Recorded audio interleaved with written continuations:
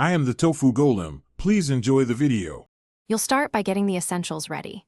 Plug a USB Bluetooth adapter into the PC if built-in Bluetooth is missing, because wired USB alone can't pair Airpods.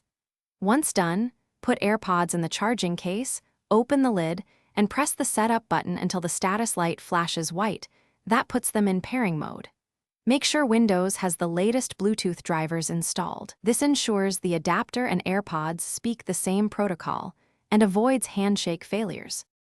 You'll now pair from Windows. Go to Settings, Bluetooth and Devices, and click Add Device. Choose Bluetooth. When the Airpods appear, select them. Windows will exchange keys and create an audio profile.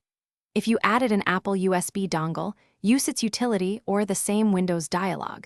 The process is identical because the dongle exposes a standard Bluetooth interface. Once paired, open Sound Settings to set Airpods as default for playback and communications. This tells apps to route audio to the new device.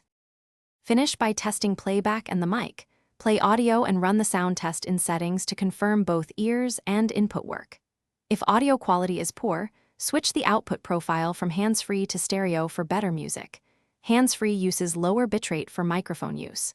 If pairing fails, reset the Airpods by holding the case button for about 15 seconds and then re-attempt pairing. Also make sure Bluetooth drivers are updated. Try another USB port and remove any old paired devices that might. Thanks for watching.